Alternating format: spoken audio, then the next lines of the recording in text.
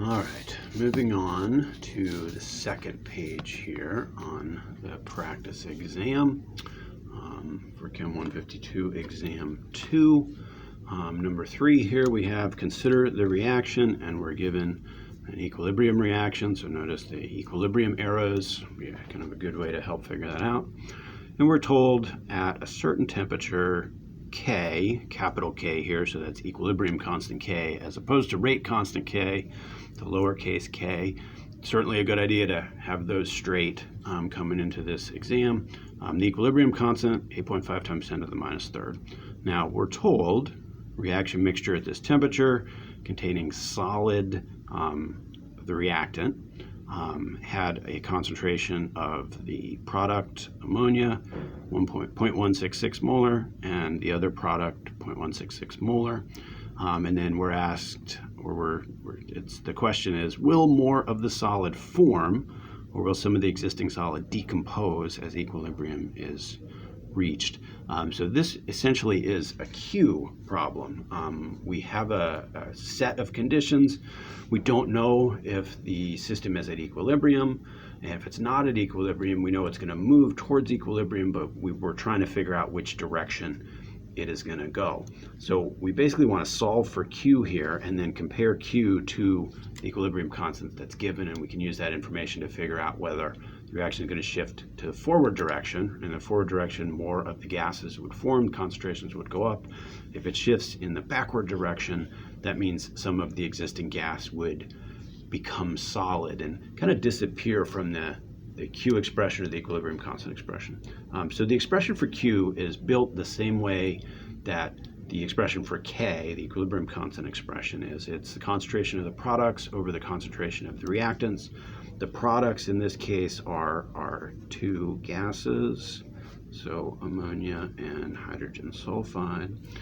The reactant, though, is a solid, and remember, solids, pure liquids, their concentrations don't change based on how much is present.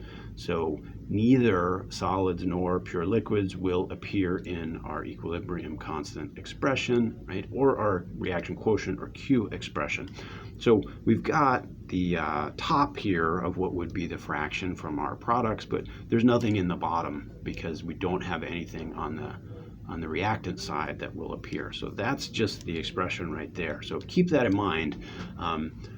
Often I'll think, oh, I'm going to give you a problem that isn't too challenging by putting in a solid and simplifying all the math that goes along with the problem. But if you're then trying to plug in a concentration for that solid, it has the opposite effect. It makes it impossible to solve the problem. So make sure you're keeping your eye out for solids and liquids and not putting them in your equilibrium constant expression or your reaction quotient expression like we have here.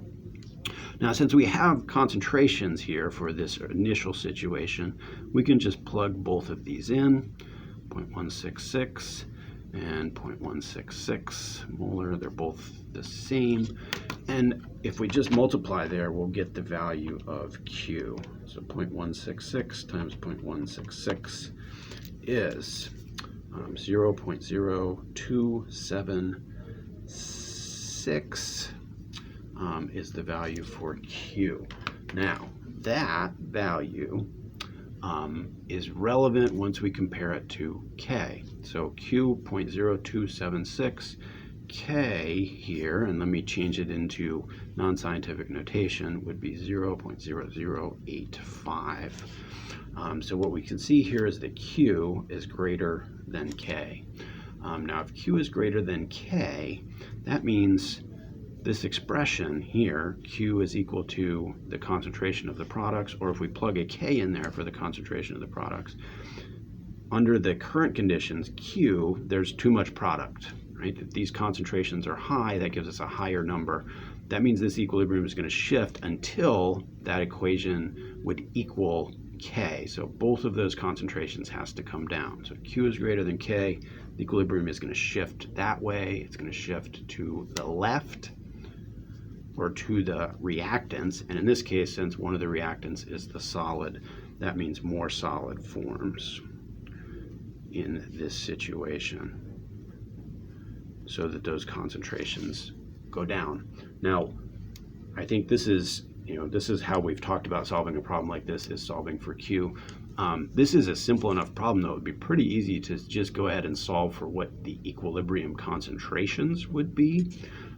So if you just take this equation, the K expression, which again is the same as Q, just it's at equilibrium, whereas Q means it's not at equilibrium. If you plug in K here, and since these are both produced by the same dissolution of the solid into two gases, these are going to be the same. We can plug X in for each one. At equilibrium, X squared would have to equal the constant. So if I just take the square root of the constant, that will give me the value of X, which would be the concentration at equilibrium. So this would reach equilibrium at 0.092 molar concentration of both of the product gases. You can see, if you can compare that to the concentrations in the initial conditions, that it's lower, and that would mean a lot of those gases are going to have to kind of condense into the solid form to reach equilibrium, which kind of gets you to the same answer, that more solid is going to form in that question. So a couple ways that you can tackle that question there. Okay, let's jump in. So we're only about 6 minutes in. Let's see what we can get done on the next problem here. Actually, no, looking at the problem, there's probably a little more that I'm going to want to explain with problem number 4. So I think maybe we will just stop there. This one will just be a little shorter, but then we'll keep the videos along with the question numbers, at least so far. So let me stop there. I'll come back for number 4.